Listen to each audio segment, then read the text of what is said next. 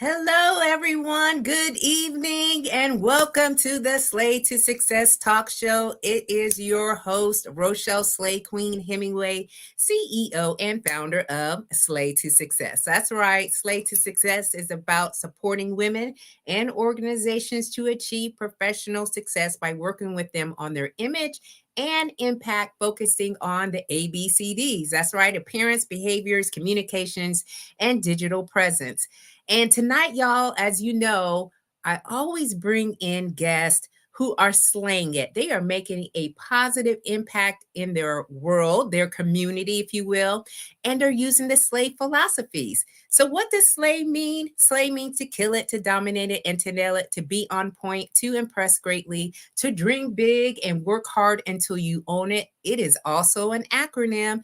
S stands for stay ready to be ready. L, lead out loud. A sense of community, a sense of family. And Y, you are built to last. So if you are joining us live tonight, first of all, I want to say thank you, because you could be viewing and watching all kinds of different things at this time of the day, but you're choosing to be with us for a very SLAYMAZING conversation. And I have, again, an amazing guest with us tonight. So if you are here, go ahead and put it into the comments so that we can see and give you a shout out and welcome you to the show, because I want to make sure that we do that. So, in the proper format, if you will, of the show, as we know, there will be a lot of conversation. So if there's at any point that you feel like, hey, I want to add value to the conversation, go ahead and put it in the chat. We will acknowledge it. We will have a full conversation and then we'll go on. So we are not going to waste any time tonight, and I'm going to get straight in to introducing our guest for tonight. So tonight I have my great friend, Heather Dunkerly, who is the Vice President of Sales for Engage PEO. And she plays a pivotal role in helping small businesses and nonprofits elevate their business performance, attract and retain top talent, and strengthen their organizational culture. Her belief in the worth of every individual and their capacity to learn and develop is the driving force behind her work.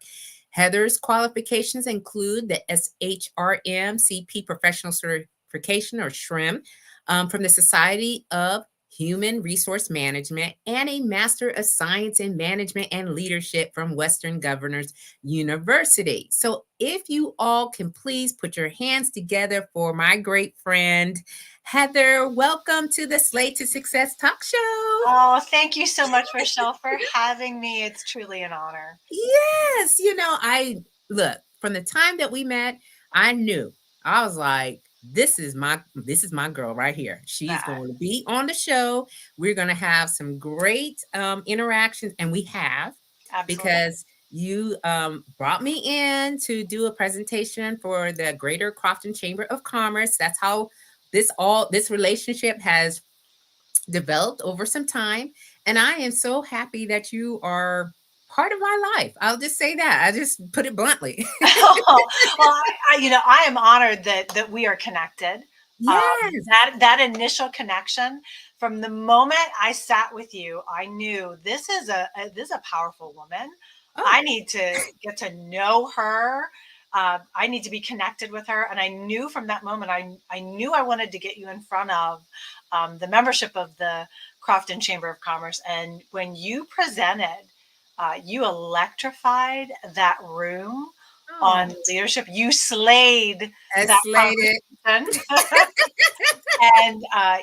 there's already been talk that when is Rochelle going to speak again? So yes, I mean, it was like, I knew, again, we sat beside each other, like you said, and we have so many things in common that I was just like, yes, we're going to have a full conversation. So Mia's here. Mia's in the building. Hi, Mia. Hi, Mia. And she's part of our group as well. Okay. Like, we got this little women's group, and so powerful women who are attracted to other powerful women.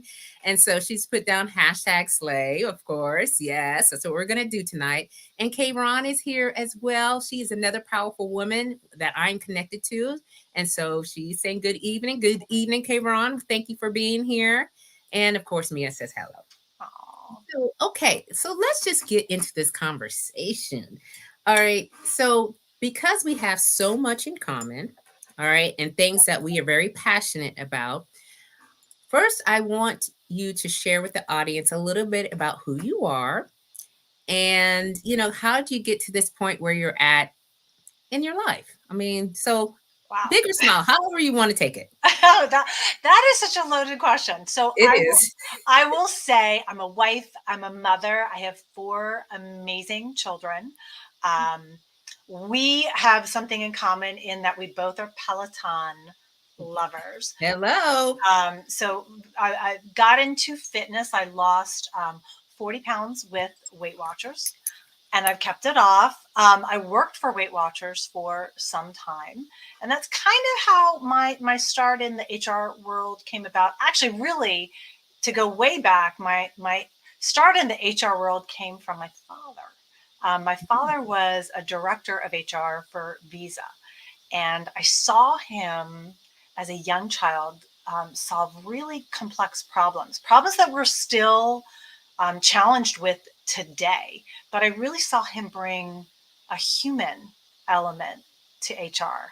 I think Mm, sometimes when people think HR, one of my dear friends said, that's the people that help you with your, they walk you in the door and they help you with the entrance paperwork and they walk you out the door. mm, And to me, HR is really so much more than yeah. that. And that's what I really love with Engage PEO is really helping people find their true potential, helping organizations maximize their human capital.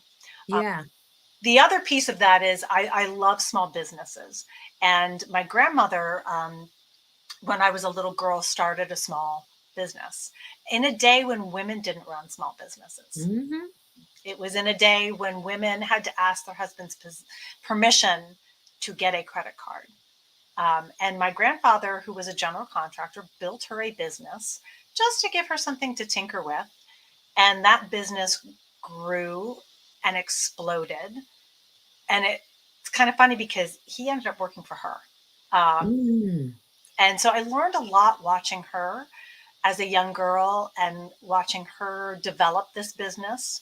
And I learned a lot watching my dad as well. And I think so that's kind of what I get to do now is yeah. marry the best of both worlds, helping small businesses and nonprofits, but also really helping with the aspect of HR and helping businesses maximize their talent. Yeah. And I absolutely think that is incredible that you explain it that way because it is this role, if you will, of they're the bad people, right? They're the people that is something is in a negative connotation. They're the ones that come out and they actually make the call, if you will. And that could lead to, well, we don't want to engage with HR, we don't want to talk to HR. And so it does require the persons to actually look beyond that and be like, well, I'm taking care of you because you are a human being, number one. And number two, you are an asset to our organization and we want to retain you. We're not trying to kick you out the door, right? If you will. So I think that's important for our audience to understand about human resource. And so as you have progressed and you've actually got a promotion here recently, and I was like, look at this right here. So you're vice president of sales. So what is PEO? What does that stand for? It's a professional employer organization, and so what a professional employer organization does is it allows small businesses to pool resources, think economies of scale. So no small business owner goes into business because they want to run payroll, they want to pay all the tax accounts, they want to pick the benefits, thank you Mia, they want to figure out all the benefits. They want to do the benefits education for their employees. They want to do the annual bid negotiation and annual open enrollment for the employees.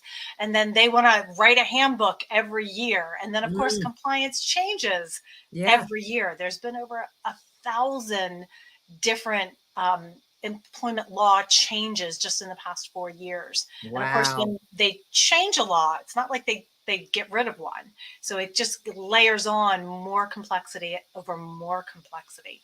And so what a professional employer organization does is it takes all of that off of a business owner's plate. And so basically getting an entire human resource department um, to support a small business owner, usually for less than what the cost of an HR generalist would cost. So you have all of that at your disposal. So you have that resource supporting you, so Mm-hmm. that you can take that HR hat off, and you've got the expertise of a payroll person, a benefits person, an HR person, a work comp person, so that you have Yeah. peace of mind. Yeah. Well, I know you're going to do an amazing and incredible job with that, and they picked the right woman to do this. And so, congratulations again on your promotion. Thank you. And so, you know, for me, when I see, you as, going and climbing up, I guess, would you say the promotion ladder, um, and looking into the leadership, like, so we both have our master's of science degrees in leadership. So this is where it gets really interesting, y'all, because we can talk about this all night long. Mm-hmm. So with that all being said, what are some of your, I guess, philosophies, leadership philosophies that you practice or you share with others, that have kind of led you to where you're at right now? I think relationship building is probably Mm. one of the biggest leadership qualities. I think that, and yes, HR compliance can absolutely be an Yes, yes, it can. true, truth. I think relationship building is probably one of the biggest foundations of leadership, and it's the foundation of probably any high performing team. Relationship building is the foundation of building trust. Yeah. I think being adaptable, Mm. and learning when and how to pivot Yeah. is very important. Gosh, we've had to do a lot of that in the past couple years Mhm. for sure. Yeah. I think embracing innovation, and I think sometimes we can get stuck in a, well, we've always done it that way, Mhm. and that legacy thinking. So being open to new ideas and learning from your team, and listening. I think that is probably one of the biggest, Yeah. most foundational leadership qualities, because I think so many of us listen to respond instead Yeah. of listening to understand. Yeah. If that makes sense. Oh, yeah. So I think those are probably the biggest three I would say. Yeah. Um, but relationship building is, I think, number one, and really building trust. Yeah, I absolutely agree with that too. And y'all, I was in the military for a very long time, and I had to lead a lot of teams and in different areas, throughout the world. And that was the reasoning, I think, of why the A in SLAY stands for a sense of community. It's about the relationships that you are building and creating that community of people who are like minded, and building the trust, the loyalty, the connection, because I think that makes work, and I'll put work in air quotes, a little bit easier, when you have a relationship or a positive relationship, with people that you are working with, and sometimes 12 hours a day, so that could be the majority of your daytime, or even if we work night, but whatever, you know that if that those relationships aren't as healthy and positive, that can have some very crazy impacts. you know Absolutely, and it's tough because sometimes you don't. I just did a workshop on conflict resolution, and Yeah. that happens, and I think it's happening a lot in workplaces as there's a return to work, and certainly there's certain things going on in the world today where um, there's just a lot of tension. Um, Yeah. And so I don't think that you always have to think like and always agree with the people around you, but you do have to find some kind of common ground. Yes. And so you don't have to always be buddy buddy Hmm. um, with them, but respect. And that's where the relationship building, you can find that common ground where there's a respect, even if you Yeah. have a difference of opinion, and find that common ground. Build a bridge instead of building that wall. If that. Yeah. Yeah, that is so true. And Kayron is saying she's a C-suite facilitator as well. So teaching to listen for Oh, understanding was a pillar in all communication. And when you said people respond, when as they're listening, they're already prepping in their mind, in their head, of what they're going to say, and they don't even listen. And I know some of the strategies that I've used. And I've told people, like, I'm writing things down. I'm listening to you, but I'm writing things down so that way I understand what you're saying. And I don't want to miss anything, or responding, right? Responding to, I'm hearing you say, and kind of giving that attention to active listening, because I think you're right. So many people are ready to have their thing. They already got it on the tip of their tongue. It's like, and it's important to be heard. And what you just shared is actually showing respect. I care so yeah, much about what you're saying that I want to write it down. yeah. It's really it's such a genuinely brilliant way to show respect. But I can't tell you how many times, even in recent weeks, where I've asked a question and someone has responded, and it's so clear that they answered what they thought I was asking, but Hmm. they cut off listening halfway through, and it's Oh like, yeah. oh, Oh you know, and yeah. and then I have to ask it a different way so that they actually understand what I'm asking. Yeah. So that technique of really active listening and actually writing something down so that you're engaged is, I think that's absolutely brilliant. Oh yeah. I Respect. used to do it a lot. Plus my memory, sometimes gets the best of me. Well, Certain days, I'm like, you mentioned, us both going for, and both of us have masters in management leadership in that yeah, realm, and we both did it later in life as well. I And know. that's tough. Like that's not Listen, y'all, I'll that's tell not an you easy what. thing to do. It's not. And even when I was going, through the degree program, I was asking myself a lot of times, like, what am I doing? Why did I wait so long to get the degree?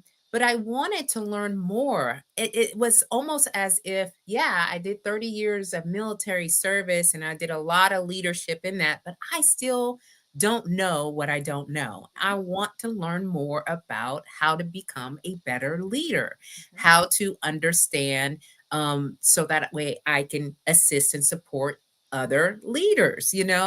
And so when you do it later in life, I think there's pros and cons. One is the memory thing is always like, oh my gosh, I've got to think on the top of my head. I got to write papers. I got to write all this stuff. But Mhm. the other part of it was I learned more than I would have when I was younger, Mhm. if that makes any sense. So, It does. You probably also had more life experience to bring into it as yes, well. At least I yes, think I did, yeah, and I think that helped me a little bit. it helped a Um, lot. Because, for when sure. you write in papers and they're asking, you know, for you to share an experience that you had with leadership, I'm like, well, which one of these do I want to talk Oh, about today? there were some where it just flowed, Yeah, and it was the fingers just, it was flying. I couldn't get words to paper fast enough I because I know. had. That's what's Exactly. But I think that and I think this is something where we relate to each other so much, and it's, I see you at the different Crofton Chamber professional development events, as you are committed to continuous improvement.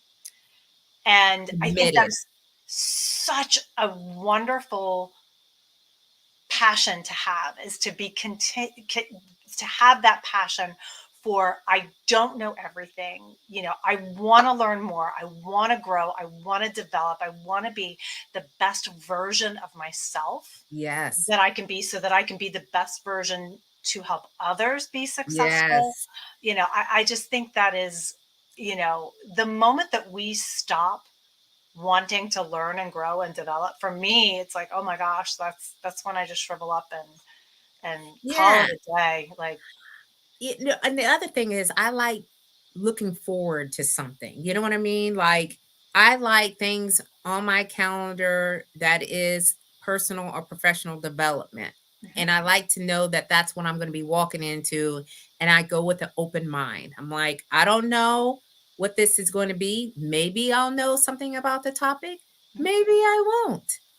We will find out. And then the connections and the networking, that's a whole nother, thing that is a part of why I go, because being in the military for so long, you kind of get confined to, here are the people, right? These are who you're familiar with. And so I'm stepping out of my comfort zone way more than I would have when I was in the military. And I'm absolutely 100% better for it. I already know that I've grown significantly. So I'm going to continue to show up. That's what I'm going to do. You're the head of it. So I'm like, Heather's the head of the professional development. Listen, y'all, I'm going.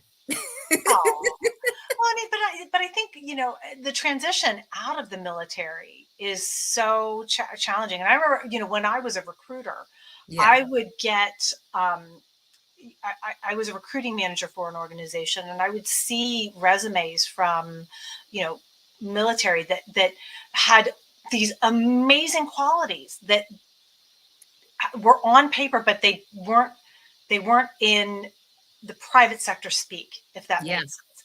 I knew it, Yeah. but it wasn't in private sector speak, and so that transition can be so tough, It could as be well. And so that's extremely that's tough. where that networking and putting yourself out there. Sometimes you would just have to step out on faith, um, and it's something that I'm doing in this new role. It's a different business model slightly than my previous organization. So some people are like, oh, but it's the same thing. Yeah. It's just a slight promotion.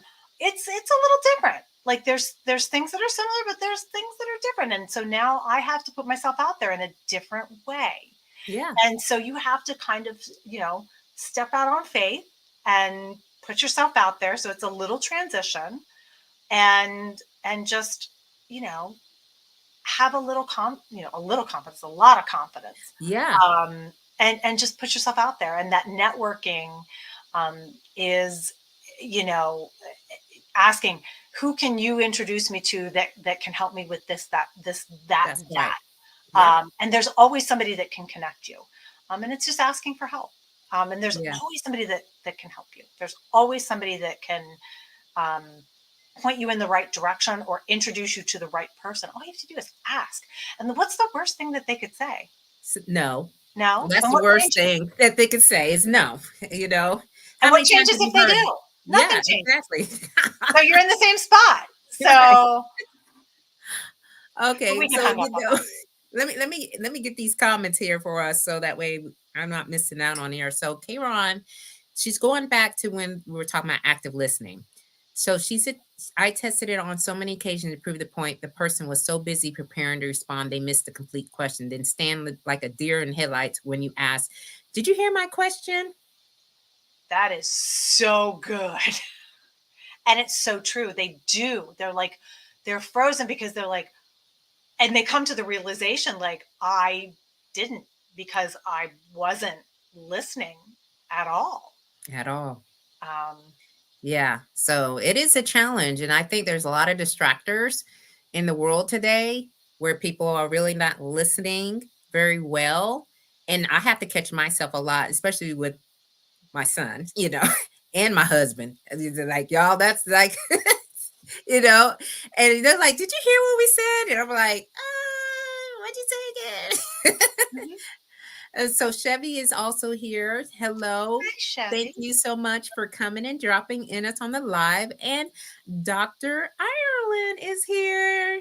And she's also a retired United States Air Force veteran, huh? And she says, yes, the transition is a beast, but an insightful journey. It absolutely is. It is a Ron beast. said I it. love that she's embracing it as an opportunity. That's fantastic. Yes. So, me and her have worked together on, and she's doing a lot of amazing things. And we've worked together for an event. And, women veterans is one of the highest growing population right now because 2008, a lot of women joined the military, and now they are actually retiring or separating. And that bridge, to get over is somewhat difficult, but you again having an open mind. And Kron is like kids, yes, kids, and us listening to these kids, it's a lot. And a 14-year-old, my 14-year-old anyway, doesn't really talk a lot. There's a lot of mumbling, and I just have to say, what did you say again? So I got 21, 23, are about to turn 23, 25 about to turn 26, and 28. So, and I can't tell you that they start to listen better as they get older. yeah, I'm like, what is it? I don't know what you're talking about. It's different language. And Kim is here. This is my previous Oh, supervisor. She was actually on the show as well. Ron, Chevy, Kim have all been on my show before. So they're coming in to support. So hello, Kim. Hope you're doing phenomenal well. company. I know everybody's showing up ready to, engage and be part of this conversation. I absolutely love them for that. So we talked a little bit about the leadership, active listening being like one of the major highlights or points to leading well. And I also like us to talk a little bit about the wellness. So you touched a little bit about Weight Watchers and losing 40 pounds. Same boat. I lost 60 pounds, been able to maintain it. So we both have had that journey. And so, over time, now we're in our 50s. Okay. I know. I know. And the struggle can be a little bit real, right? It's a lot real. I tell you, the way that I exercised and ate is a lot much different than what I do now. Oh, So the journey has just been a long one. mhm. So, like, what have you discovered through your health and wellness journey? That it's for a life and a lifetime. It's not Yeah. one of these things that it's like I can do it. And in my 20s, it was one of those that like if I went up a couple pounds, I could maybe go and run or Mhm. switch from light mayo to no fat mayo or from full fat to whatever and Right. lose it, and it was fine. It's Yeah. different today. Yeah. I can do all the right things and it Mhm. still be the scale not reflecting my efforts. So I think the other thing is that I've had to kind of look beyond the scale as well. Oh, That yeah. that number isn't the only measure of my success. That it's how I feel, how my clothes are fitting, my energy. Um, looking at other numbers, is my cholesterol, what's going on with my cholesterol? Because that's a big Yes. thing for me. I Yeah. really battle with my cholesterol. So you can look thin and your blood work be off, or you can look maybe not so great and your blood work's perfect. So it's one of those things that you just have to look beyond. Yeah. And really, so I had to have a conversation with my doctor and Yeah. say, what am I doing wrong? And for me, it was my portions were all out of whack because I was like, oh, but I'm eating salads and I'm eating grilled chicken. And, yeah, but Heather, my portions were way out of whack. So I got those back in control. And then for me, I love the Peloton and I love Uh, my bike. I'm loving it. we we twinsies on there. I We mean, we it's a we are. system. It's a It is. system. But I had to say, okay, you need to build in some strength training as well That's right. because I was losing muscle mass. As we get older, we lose muscle mass. Yeah. And I needed to combat that. And so I was, needed to pick up some weights. And so I used Peloton to do that. I'm a busy person. And so, and for people who can go to the gym and have time to do that, that's awesome. Yeah. It really just didn't fit with my lifestyle. So for me, it was making a commitment to myself to do it, whether it was first thing in the morning, in the middle of the day, or Yeah. before I go to, before my head hits the pillow, to get something in. Yeah. And so I've done some things with Peloton, whether it be the strength training with Andy. He has Yeah. one. Arms with Tunde. Like, Sunday. I would kill for her arms. I really Oh would. my gosh, she's a beast, y'all. She I is. mean, she is just, and I just love the energy. You know Oh, what I she's mean? just so positive. Positive, encouraging, wants you to win in the moment of when you're doing the activity. And Kron is making a comment here. The scale can be such a Debbie Downer. Paying Yep. attention to your body most often is your best barometer. And I absolutely agree. I have not weighed myself in probably 15 years. In the military, they weigh you if Oh, and it's like the PTSD is just like it's constantly there. Like, oh my God, what is the scale? What is the numbers going to say on the scale? I'm not good enough. I'm not, within the right. regulations, whatnot. So I had to just get rid of that from my mind and really think of what you said. What are my blood levels? How do I feel? What's my energy like? When I eat this food, which I know is not good for me, Mhm. what is the reaction that my body is? So listening, you know what I mean? Absolutely, absolutely. And I when you talk and you say PTSD from that, I Yeah. so relate to that because with Weight Watchers, we had to get on the scale Mm-hmm. and submit our weight each month.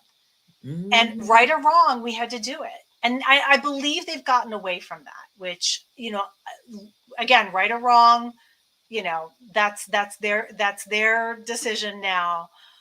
But it really was so stressful to be within 2 pounds up or down of your goal weight Yeah. because, you know, bottom line, I could drink this water bottle Mm-hmm. and be a pound heavier Yeah. Easy.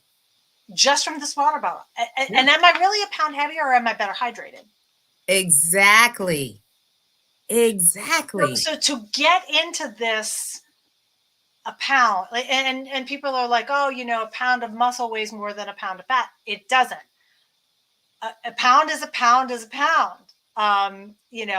It just, a pound of fat takes up more space than a pound of muscle. So that's why we want the muscle, because it's leaner.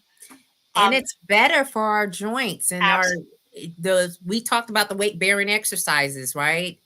Of actually preventing osteoporosis Yeah. and Better for your heart. It's heart. better for every part of your system, your body functioning. Fat is not. There's some fat that might be good for it, but it's not for the most part. Carrying excess fat, especially in your center mass, is really not. It's a strain on your heart. And I lost my mother due to heart disease, I lost my so dad to it's heart one. disease. And it's one of the reasons why I really try to be meticulous about making a Mhm. difference and making a change and breaking that cycle. Um, but I also don't want to get obsessed about that number on the scale. I want to do this in a healthy way and be a good role model for my children, because Yes. I think there's been in years past a body image that has been all about that number on the scale and all about, and I'd rather it be for good health than being a certain shape or size, or it's not about that for me. It's really about, I just want to be the best mom, best person that I can be and live a healthy life. Yeah. So Well, I think that's again, Kayron has said it too. Well said. thank you. Um, and that's what we should look to do more, because society gives us all these ideas that we should look a certain way, and if we don't, then we're no good. And Yeah, it's like that's not the way the narrative should be talked yeah, about. And when you say, you had you lost your mother. I lost my dad to heart disease because of center mass, and it was like, and he had diabetes. So being a little bit more intuitive and really being intentional about how I take care of myself. And I got a 14-year-old, so I'm trying to live as long as I can to see his kids and all kinds of things. So I'm trying to do all the things right. And Kim Absolutely. made this comment. So I used to teach a lot of group fitness classes, and this is way back, okay? Oh my This is gosh. pre AJ. So I used to teach spin classes when I was in Turkey. And so over time, I was teaching at Gold's Gym before I had AJ. And you're right, my schedule, it was not mine when I started to move more into some higher leadership roles in the military. And I had to create a room or a way where I can still stay in shape. And so when I found Peloton, that was like, it's a system. I love group fitness. I love the way that they have put that together. So yes, y'all. Okay, so what is your handle, Heather? I know. I knew you were Y'all going to gonna ask be that. really great when you hear this story, y'all. So, true story. I bought the Peloton in the middle of the pandemic, Mhm. and I neglected to tell my husband it was coming until practically day of. Mhm. And so I tell him delivery's happening, and he's like, "Well, how much was the Peloton?" And me being me, I'm a straight shooter, Yeah. so I blurted out how much it was. Yeah. And his response to that was, "Holy hell, Heather!" And I cracked up, and so I said that has to be my leaderboard name. So that's my handle on practically everything now. So it's my handle on Instagram, it's my handle on Peloton. So holy hell, Heather! And I I love it because love it's it. got 3 H's, I It's the love triple that. H threat. Yeah. But it's so great because when I finish a ride on the Peloton, you know how it gives you a message. Yeah. Holy hell, Heather, you gave it your all on the whatever ride it was. And I don't know what it is. It's just this cool rush that it's like, holy hell, Heather, you gave it your all on this ride. So it's fun. And Yeah. it gives me a rush. So it's fun. Yeah, well, that's what Dr. Ireland said. Latasha says neurochemical balances are so important, to give them that little a hit of dopamine every now and again It to, is see it's a you're fun hit. alive, you're able to move your body, and it's good for you. So, It is. more people should just think about, how you're moving and exercising. You don't have to do Peloton like we are. I mean, just basic walking is, good for Find your what heart. works for you. Find what works You for know, you. I used to say to friends, because friends would say to me, well, I'm not going to do Weight Watchers, and they would feel like they needed to apologize to me because they Yeah. weren't choosing what I chose. And it's like, Yeah. that's fine.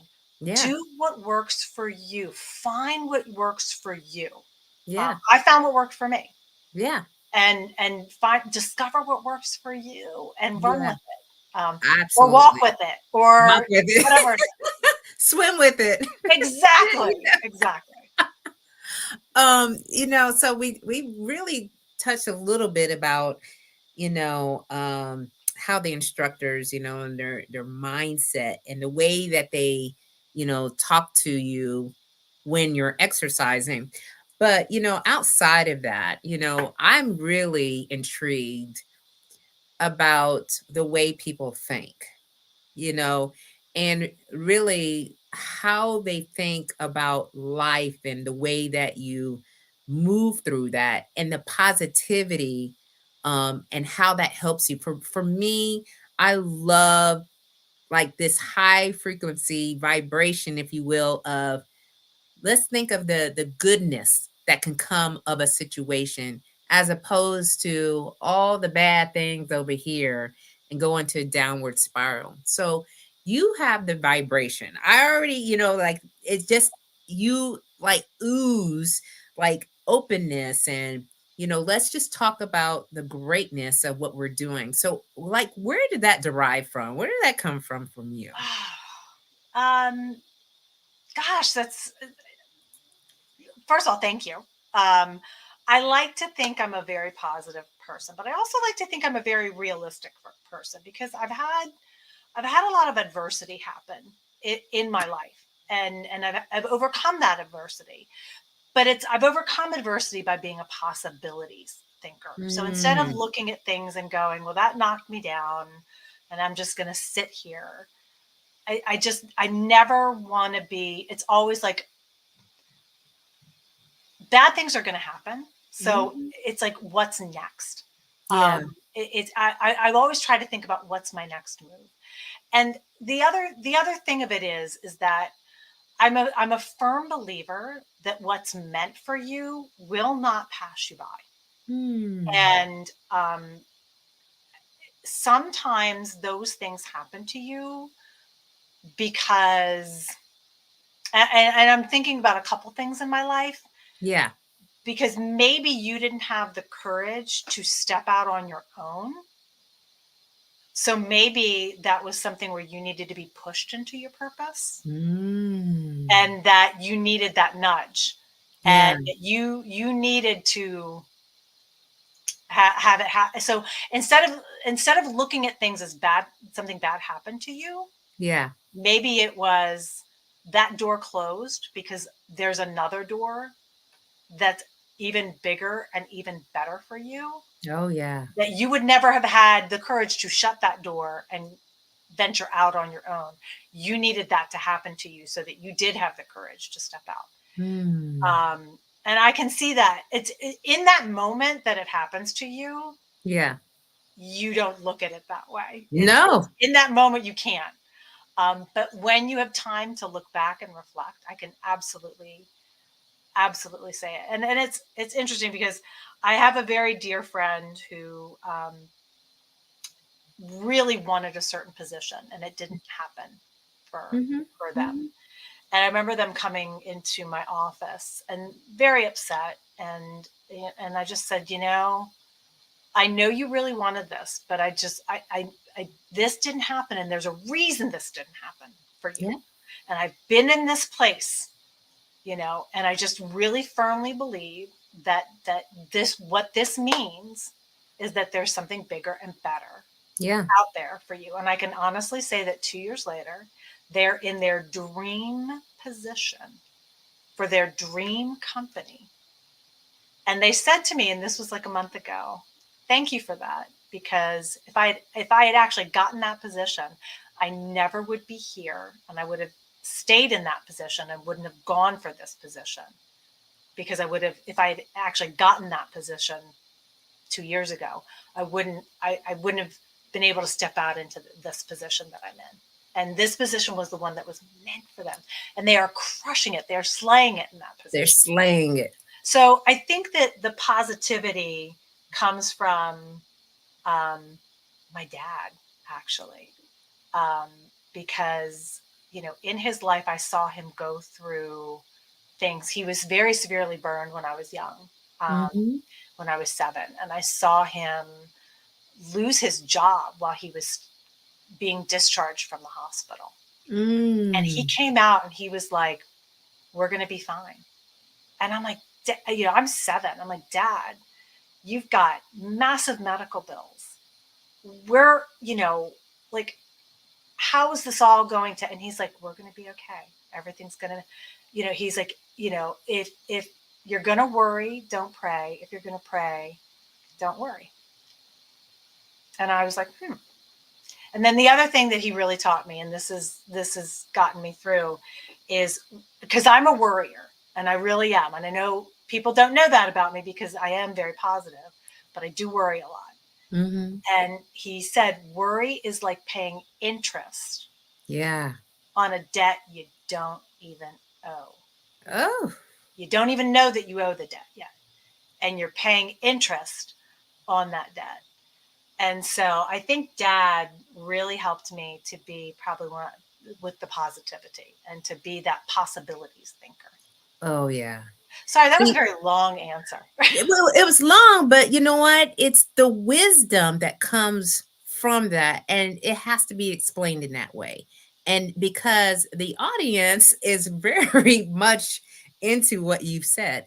Okay, Oh. so we're going to go back to Kayron. She says, Heather, you were speaking my life. Stop listening to my audio journal. Okay, Ron. You And are so then sweet. she's also said she had an 18-year career unexpectedly ended. Had it not, I would still be there. I should have left a long time ago. I am now waiting my next and looking forward to what that will look like. Oh, Kayron, if I can help you, please let me know. We will talk. Yes, absolutely. And then Kim says God's plan for me was way better than any dream desire I had for my life. Oh, 100% truth in my life. Right. Listen, what you're saying, and and I know a lot of times people, and I've been in situations too where you just can't see it. You can't see it in the midst of it, yep, and you're just thinking, well, this is doom and gloom, but it's the season, right? And we have to respect the season that we're in yep, and take it as a look at, well, it's just I'm not ready. I'm not ready to take on all this just yet. Maybe I just need to learn a little bit more. yep. And I love how, your dad and my dad are very similar with the mindset. My dad had 1,001 books about positive mindset, motivation. He was very much in tune to that. And when he passed away, I took all of those books and I have them and I kind of read through them because you need some encouragement every now and again, you We know? do. And so, looking at different ways to do that. And for me, it's reading and kind of, exploring how other people think and learning from them is some of the best advice that we can give. And you just shared the worrying, because we've all been there where we had, a lot of anxiety and frustration maybe about situations that we just can't control. Yep. So I mean, I think that you're right on the money when you're talking about, you know, the way that we should see things as opposed to being kind of down and out, which is a normal response. I mean, Mhm. I'm not saying that's not normal. That's validated. Absolutely. It's It, just it's go ahead. hard because I think that when you're in it, I think, and this is to your point, when you're in it, it's so hard to see. Yeah. Um, and so that's when you have to phone a friend. Our minds are probably the worst neighborhood to travel alone in. Yes. And so that's when you really need to phone a friend and say, I need somebody to walk this through this with me because I'm going down a dark place and it's scary. And I just need somebody to walk with me and Yeah. talk me off, talk me off the ledge, or talk me through this, Yeah. guide me through this. And that's when you need a good girlfriend, just a good friend. Yeah. Um, because we can think and you just don't see it, and somebody else has a different perspective Mhm. that you can think it's all doom and gloom, and and somebody else can have a completely different perspective of, but did you think of this, Yeah. and I know for me, when I was in the depths of what I thought was going to be, the end of everything for me, doom and gloom, work and financial ruin, and going through a divorce and everything. And someone had, the wisdom to say, hey, have you thought of this? And Yeah. let me put you in touch with this person. And Yeah. it changed the trajectory of everything for me. And so you just never know when that one pearl of wisdom can, or that one connection can change everything. And it was resources that I had that I didn't know that I had. Yeah. So, Yeah. And I think that's so good to know and understand for yourself that you don't have to figure it out all by yourself. Well, I have an accountability partner. Chevy's actually, she dropped in here and she's usually trying to get ready for the week because she's got a little. And so, oh, but we communicate every day through Messenger. She lives in Alabama. I live here in Maryland. And so we bounce ideas off of one another because it's so important to be able to walk with someone else who's in the same shoes and yep, and trying to understand, okay, what can we do better? What are we working on that we need support with? How can we encourage one another during these times of very uncertainty? And as an entrepreneur, y'all, like for most of the women that are dropping in here, they are entrepreneurs. And you know how it is, y'all. It's just like it's a lot going on. You're wearing a bajillion hats. You are. You're wearing a bajillion hats. You're making it all happen. You're running households. You're running businesses. It's so much, so much. It's a lot. It's a lot. But when you go down this journey, and you're a supporter of small businesses, because again, like we have so much in common. My grandmother was also an entrepreneur. She had a bed and breakfast, Bottom Hill. She ran that, and you know, uh, my mom actually worked there and baked goods and clean up the rooms and everything. So it's interesting how when you walk back generations and you kind of see, as a small business owner, kind of how you got ideas and how you became to be. And you're a supporter of small businesses. So, I talk a lot about personal branding. People know that that's kind of one of the things that I love to share. And so we were talking earlier about New York City because Oh yes, you lived in New York City for a few couple years. years. And then, we just came back from vacation from there. And the ingenuity of entrepreneurship when you're in the larger cities and how you can see that hustle. I'm like, that hustle is real. Okay. Mm-hmm. It's a real thing. And so, throughout your connections, and you see entrepreneurs all the time because we go to these events that you put on and organize. Like, what are some of the things that you would share with the audience as some of the things that they should look to do, maybe to enhance their entrepreneurship? Ooh, I think the best entrepreneurs really seek, and this goes back to seeking to listen, seek to understand. So I always say, ask a more beautiful question. Go deeper. Mm. Go deeper. Find out how you can bring value. I think a lot of entrepreneurs and those people on the streets, they're great, but they are a little like and you think about it, like when you go to the mall, you don't even have to go to New York. When you go to the mall, and bless them, okay, I'll be walking with my daughter in the Yeah. mall, Hmm. and they're like sisters, sisters, and I'm like, there's no way that me and my 23-year-old daughter are sisters. I know that I look like her mother. Thank you, but that ain't gonna fly. Right. Okay, but they're very aggressive. So that immediately I go into defensive, like think Heisman Trophy, like, and I'm walking far away. So what can you do to draw me in?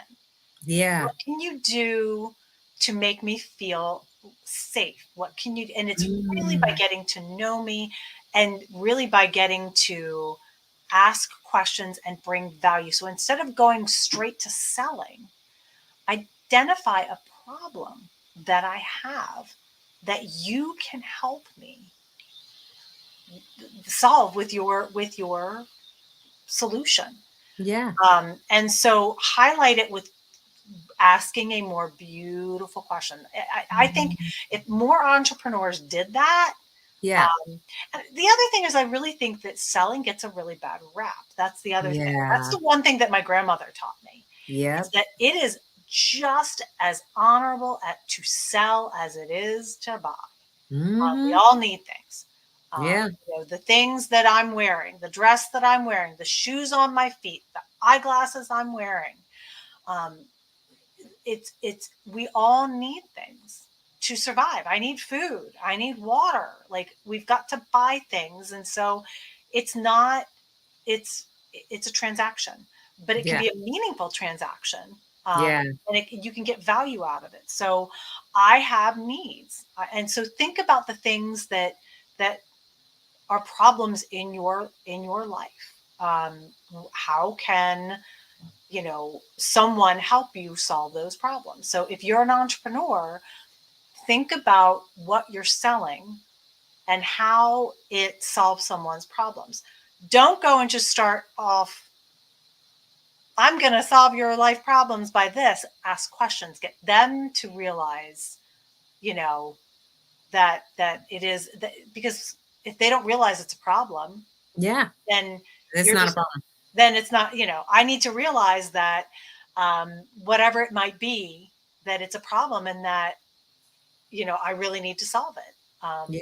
That's when I'm ready to open up my wallet, if that makes sense. So, Yeah, that makes total sense because you're right. When you go to the mall and you're telling me things that I know are not true, okay, and I'm not buying it.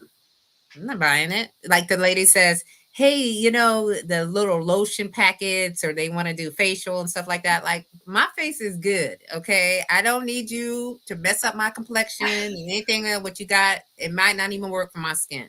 right, All right. So right. I'm that's a no for me. Okay. So, but if you went in and said, oh, do you have problems with acne, or do you have Mhm, problems with blemishes, or mhm. are you having problems with dryness, or stuff like that? And now I'll be like, well, I am having, and then it's like, well, what do you have? What can you can you give me a sample, on that? Can you So can you try it, see yeah, how it works, and yeah, then, instead of going straight in for the, you know, but it's interesting, because I realized one of the first things I said about leadership was relationship building and building trust. yes, And one of yes, the things with entrepreneurs and helping them, it's relationship building and building trust, it is. and doing a better discovery. Um, And it takes time, Heather. That's the other thing that I have found in my experience. You know, I know a lot of people in a certain world. I know a lot of people in the military world, right? And I have relationships with them.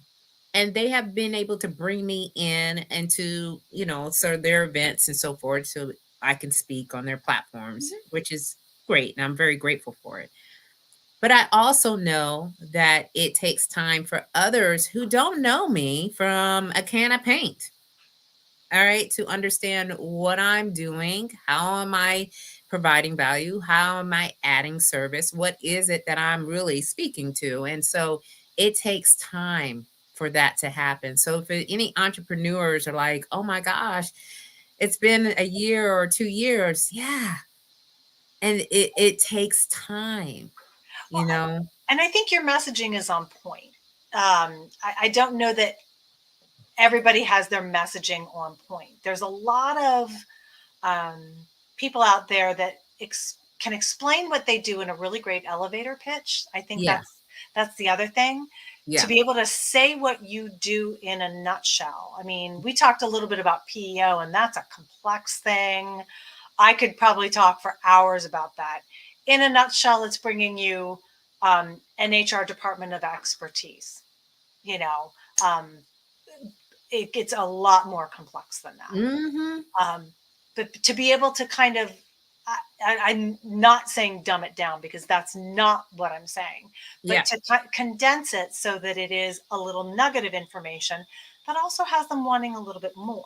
yes, yes. And I I think, think that's the hook. That is a hook, you and I know? think you do a really great job of that, where you're able to. I find that there's some that explain what they do, and I'm like, I still don't know what they do.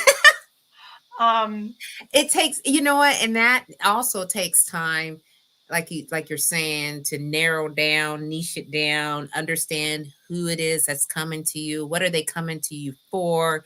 And then able to have a way for them to be in your community and get them to know you, and you get to know them, and offering.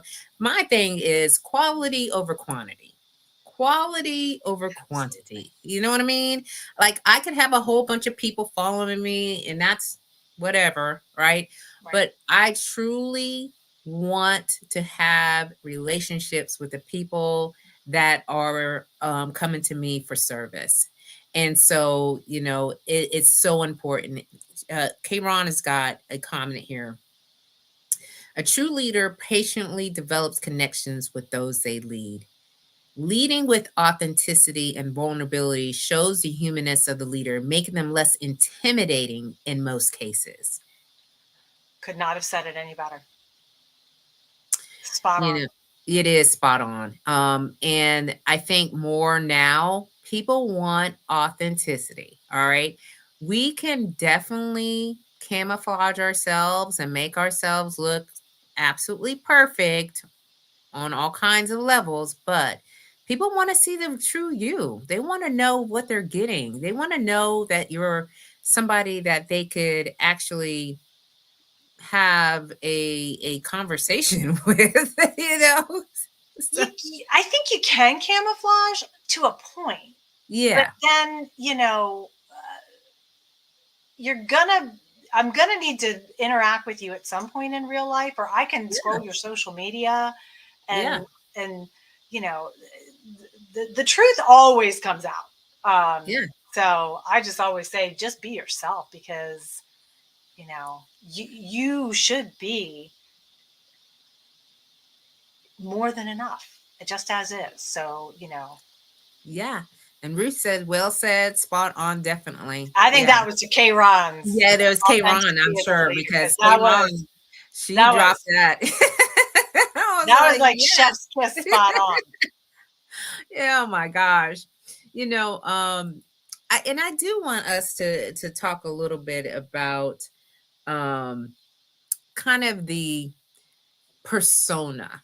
Okay, so um when interact with you, I always see, someone who took the time to really present themselves well. And that's really what I speak to when I talk about personal branding. Like, who you are. Like, what you look good in, works for you. How do you communicate? You're standing in front of people and you're talking. And I can see already attention on me. All right. Because like that is what I'm always looking for ways to help other women professionals. Like, I'm having a workshop this Saturday and it's talking about owning the room. Mm-hmm. And when I see you, like, kind of, is that intentional? Like, do you think about that, or do you just step on out there and just do? Um, that's such a good question. I don't know that I do it intentionally. Um,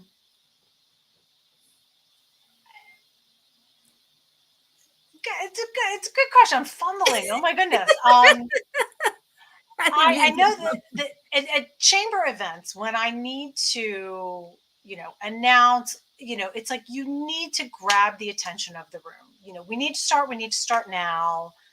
I need everybody's attention. Let's go.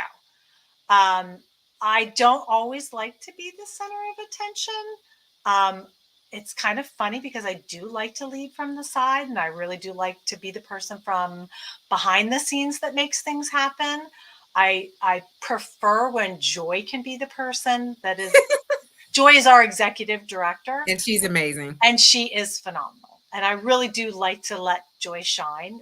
Yeah. Part of being the chair of the business development committee is I get to plan the speaker, I get to plan the date, and do all that behind the scenes stuff. And then Joy gets to run the event. I get to just announce, do the speaker bio, and that's it. The other day I had to run the whole event. And because Joy was at a wonderful event with young kids with Oh, Chick-fil-A, yeah, yeah. and she let me know in advance, I need you to do it all, and I was able to do it all. But gosh, I love it when Joy is there, because it is tough. I was like, I have to be three different people. I have to be Joy. Yeah. Yeah.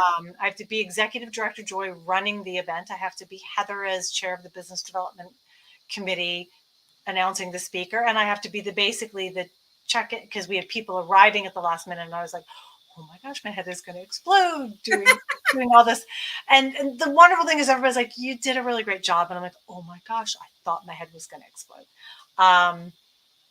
I don't always, and it's funny. I've had this, and I wish Greg Chappell, who was one of our board members, was watching this, or Gary Helt, who is our president. They love to tell me I'm a type A, and they love to tell me I'm an extrovert. I might be a type A. I might own that one. I'm actually not an extrovert, which really surprises a lot of people. Surprises me. I am an ambivert. So Mm-hmm. introverts get their energy from being alone. Yeah. Extroverts get their energy from people. Yeah. So I can turn it on, but I actually get my energy. But then it drains me, and I need to then go home and you know and center to Yeah. get my energy again. So when I was doing meetings with Weight Watchers, I did love the energy from a room. I led meetings that had like 100 people in it, and I got energy watching their success. When you led Mm-hmm. people to their goals in lifetime, 10%, or somebody was struggling one week and you helped them through an issue, and the next week they came back and they're like, oh my gosh, I'm, down 2 pounds, and I'm so, Mm-hmm. that jazzed me to see their success. So, but, don't love always being the center of Well, attention. you carry it well. I mean, I'll just say that you do, and I think that a lot of times, you know, we don't see ourselves, and so I'm sharing with you like what I have seen, and that's really about you taking control, being very engaged, and having the free flow, and really being yourself, like this is who you are, and this is what people gonna get. So It's probably the type A in me. Like, I want to start on time. I want to make sure that we have a really great event and everybody gets everything out of it that they can, yeah. and and whatnot. So, I mean, everybody, especially with our professional development events, um, I want members to, have the information and the knowledge, the skills, the abilities to optimize the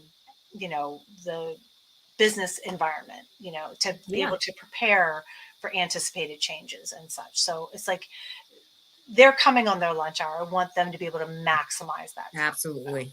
Yeah.